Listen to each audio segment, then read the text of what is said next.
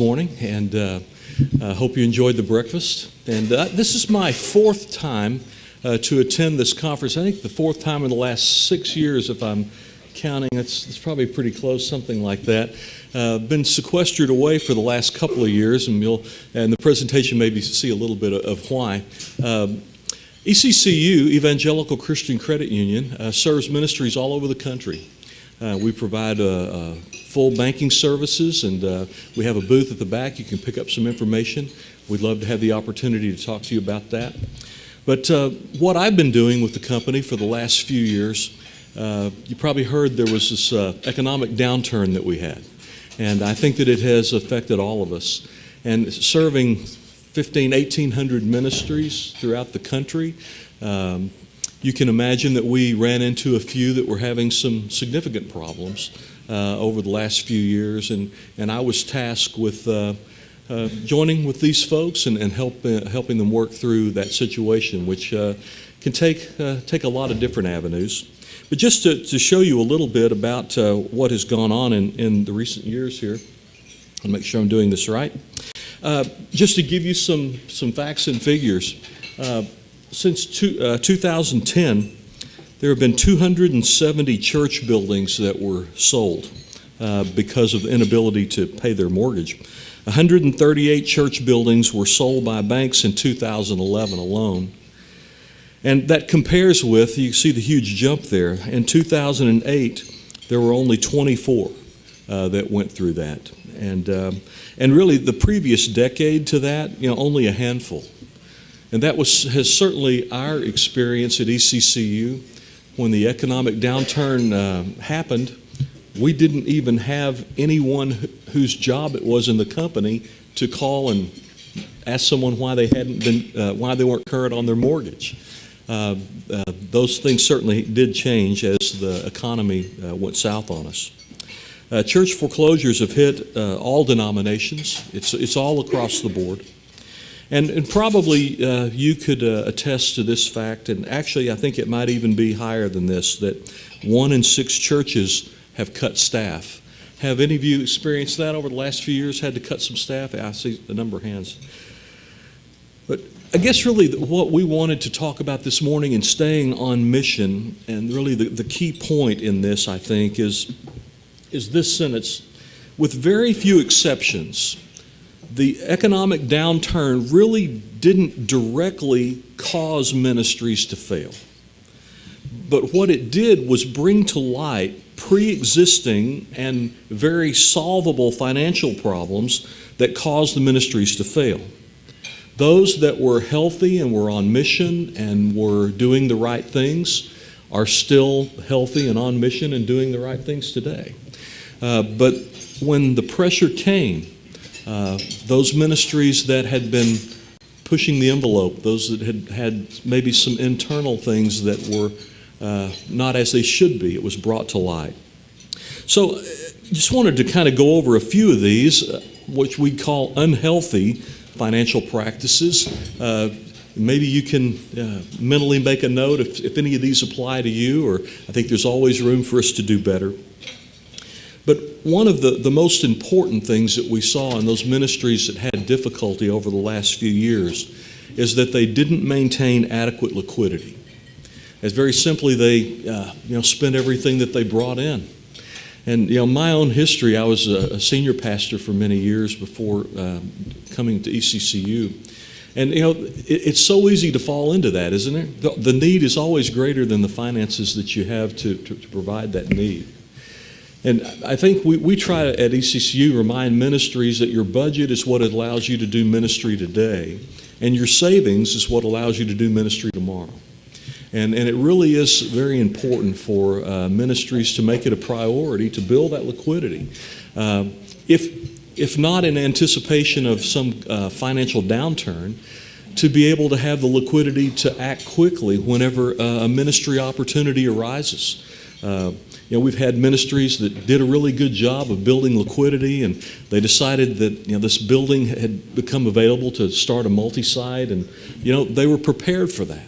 To take action whenever that opportunity arose. So maintaining adequate liquidity is important. Also in those churches that struggled, we did find a common denominator that often there was inadequate transparency regarding spending. Basically, they were not hiding it necessarily, maybe in a few cases so, but were not communicating with the congregation adequately regarding their spending. And really that ties in with the next one. There were just too few people involved in making financial decisions. Sometimes, that was just a handful of people. Perhaps you'd be shocked to know that I would go visit with a church that was substantially behind on their mortgage, and I would ask the question, Pastor, does your congregation know, that you're 60, 90 days behind on your mortgage payment? And they'd shake their head, no, we don't want to, put anything negative out there. It might negatively impact giving, or, they might decide to go to another church. Yeah, but you got to tell them. You got to tell them, because what we found is when you tell them, they respond to it. Oftentimes they respond to that need. And there are always people in your congregation that will only respond to a significant need. And there just needs to be a broader base of decision making, especially if it comes down to having to make some really hard decisions about maybe laying off staff or cutting back significant ministries. It is far better for you if you have a large number of people that are involved in making that decision and implementing that decision. It can really help reduce the amount of shock waves that go through a church when a longtime beloved staff member's position is eliminated. If it feels like it's coming from one or two people on the paid staff, it can be difficult. If it feels like it's coming from a committee and a group that are very committed to moving the church in the right direction, it can really help. Also, the ministries that had some difficulties tended to be highly leveraged. Going into the recession, many churches, most of them that I ran into, would borrow every dollar they could find any financial institution that would loan them, and without really giving thought to how that might impact other ministries. And then we found that many of them had drifting ministry focus. That is, in the good times, they had started things that maybe were peripheral to their actual mission, but they had become the sacred cow that couldn't be sacrificed whenever things got cut back. And some of these are really, really good, important things, but they may not be the important thing.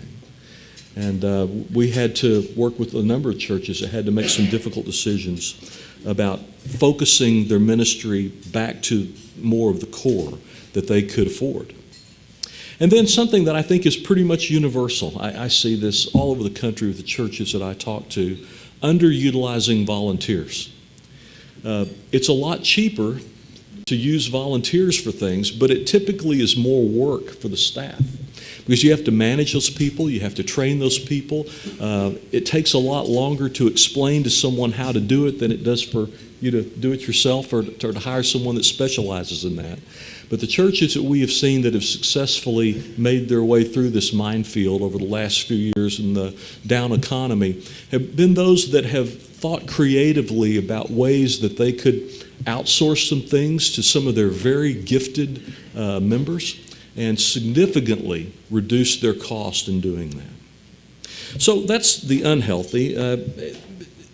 Also, I guess in that same vein, some churches responded in a way that didn't help them when they found themselves in financial difficulty. One of the things that we found to be true, not necessarily universally, but very prevalent, was when things started getting tight, you would go to talk to a church about how they're going to manage the economic downturn, and they would talk to you about ways that they're going to raise funds. Well, now's a good time for a capital stewardship campaign, or we're going to have this emphasis on giving.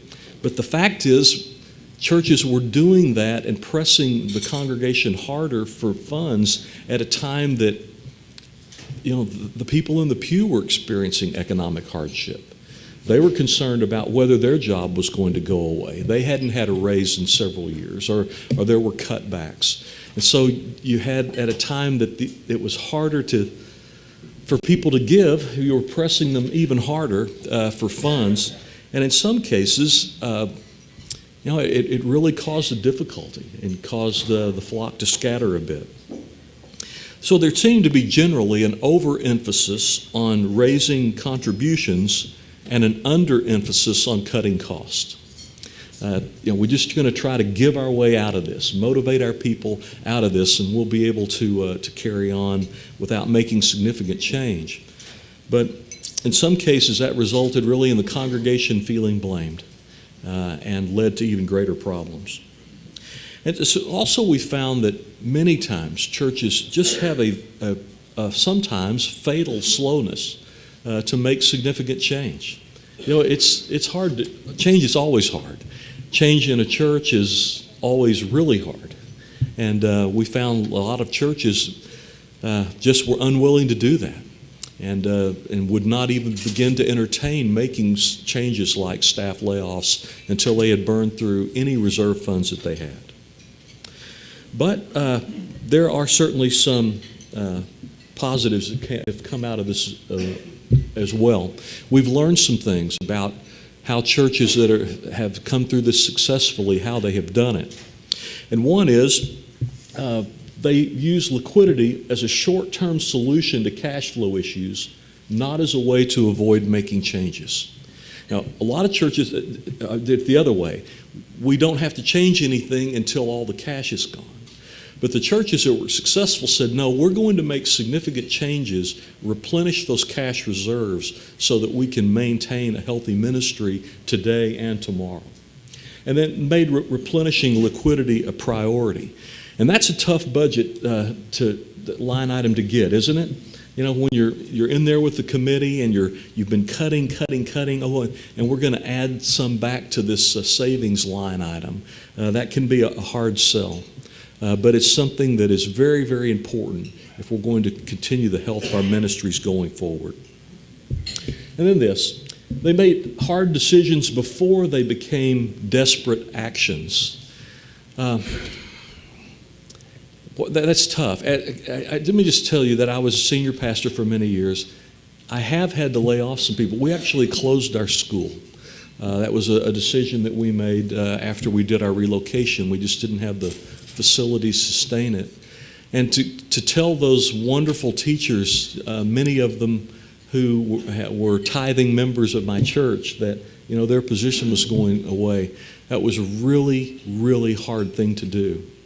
And because it's hard to do, a lot of churches just put it off way past the time that it should be done and wait until it becomes just a drastic thing that has to happen. And whenever you wait until the last minute to make drastic decisions, oftentimes we make bad decisions. So, you have to look at it proactively, and I know the group that I'm speaking to today, that's really what you're all about. As your executive pastors leading your church, you're getting to look out into the future. And I know my own experiences many times your job is to count the cost. A lot of times the senior pastor is the walk by faith guy. Not that you don't, but you got the walk by faith guy and you got the count the cost guy. And sometimes that can lead to some hard conversations, but the Lord has gifted us all in different ways for the health of the ministry. And then we talked about streamlining operations, reduce spending, narrowing a ministry focus, maybe eliminating some things that are not the central focus of your ministry. And then outsourcing paid ministry and support jobs to volunteers. We've seen some folks be very creative with that, all the way from outsourcing things like the lawn care or some maintenance around the building, all the way to those people that have that expertise that are handling things like payroll and other things that can be a significant savings to the church. So I know that it has been challenging days, and hopefully, we're prayerfully through the worst of it. We've seen ministries, for the most part, succeed and do so wonderfully. But it's been difficult, and I know that some of you have faced some real challenges. And ECCU stands ready to partner with you and help any way that we can. We provide a lot of resources and white papers and things like that, and ministry experience across the board that we're glad to share to help you any way we can as you try to manage some difficult times. So thank you so much for letting us share this morning. Appreciate it.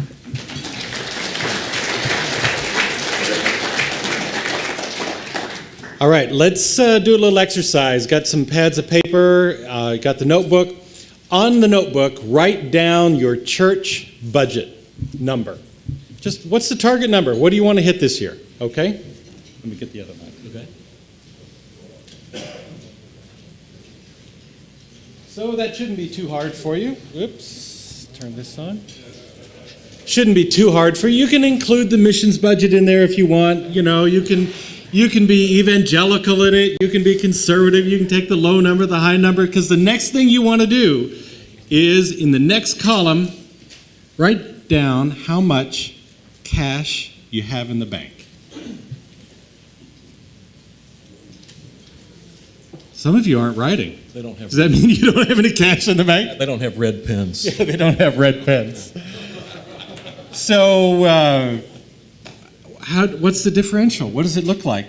How many of you are, let's be nice, how many have more than 30% of this year's budget cash in the bank? Okay, these are the guys you want to go to for the loan. You can just skip ECCU and just go to, we won't raise hands, 20%, 10%. How many of you are at the 5% margin? So now, Randy, talk to us about what are some good liquidity levels that people need to have of budget to cash in the bank. ECCU has some benchmarks.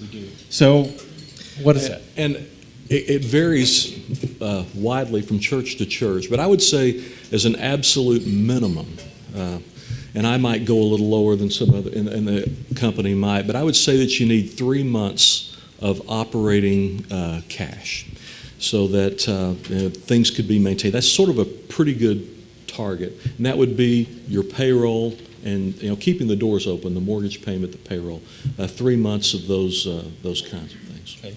So take your budget and consider 3 months. Now, I know in one church I was in, we had an $11 million budget, and we weren't going to make that budget because of the recession. It was in a hard-hit area of the states. They just didn't have the money coming in that they used to. And we also had $3 million in the bank. And so right up here, make the hard decisions before they become desperate. We had $3 million in the bank, and we decided we were going to start making those hard decisions because we were going to be short about $300,000 that year. And it could have grown to $600,000. And we said, no. Halfway through the fiscal year, we need to begin to be proactive, takes really hard but positive steps early on. So, what Randy's saying here is just right on. You have to get started early, and you have to have a team of advisors. And if you don't have a good finance committee that you're talking with, you can call it a team, committee, whatever. But if you don't have those people with the business acumen to get in there and not just you, but talking with them to make those hard decisions, say, hey, what does our forecast look like? And then you get your senior pastoral leadership involved to say, guys, for one reason or another, the money's just not there. Now, we can work on the income side, but we definitely are going to have to work early on the expense side.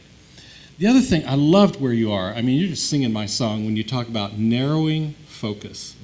What do we want to do?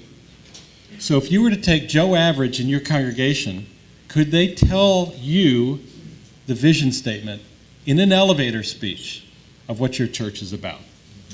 Now, we're going to hear that from Concord a little later. And it's wonderfully short, but they mean it, and they took some steps to make it a reality, so that'll be the case study later. But if you were in a doctor's office, you got in the elevator on floor 1, you're going up four stories, and another person was in the elevator, could your congregant share what your church is about? Or are they going to talk just about that narrow little band that really isn't germane to where your church wants to go, but is taking up 5% maybe of your staff resources, or 10% for a small number of people? Randy, as you think through this, you've worked with a lot of churches, so no names, no locations, and I know that you, especially with your pastoral background, were able to shepherd those folks well because you knew the struggles. What kind of stories and responses did you see as people would, you kind of get the bad name of, ooh, the repo man's coming to town, we're back. So what were some of the responses? Well, overall, when people find out what I've done the last few years, they're like, oh, too bad. But it's been... Now you didn't drive around with one of those tow trucks, did you? No. You didn't come to the church in the middle of the night and try and tow it away? Almost never. Okay, almost never. Thank you, that's encouraging. What we found was a lot of folks trying to do wonderful work in a really hard place. And, that overwhelmingly is what it has been. But, last week just reinforced for me, some of the things that we're talking about today. I was with some churches in Alabama and Tennessee. The specifics will be two particular churches, one that's a real success story. I mean, we had this church in foreclosure for a period of time. They were behind on their payments, they had tax problems, spending was out of control, and they was kind of the poster child for that slide that we had there on doing it wrong. Just a tremendous turnaround in that church over the last 2.5 years. They laid off staff. They closed their daycare operation that they actually thought it was making them money until, we made them really do an analysis of the total cost of that. And it was draining resources and had caused a number of their tax issues as well. So they've done it right. They are back on track. They're building liquidity to the point that we're able to do better on their rate on their loan because they grade out better as a lower risk. They're doing really well. And then just up the road a ways is another church. They're doing better too. They're doing a lot better, except as the income has gone up, spending has gone up, step for step. So every time the income goes up a little bit, they bring on another staff person or they expand something, and so they still have no liquidity and they're still struggling, even though they've actually experienced more growth than the other church. So a lot of it does come down to how you manage that. Good. Well, thank you, Randy. Thank you. Good to be with you.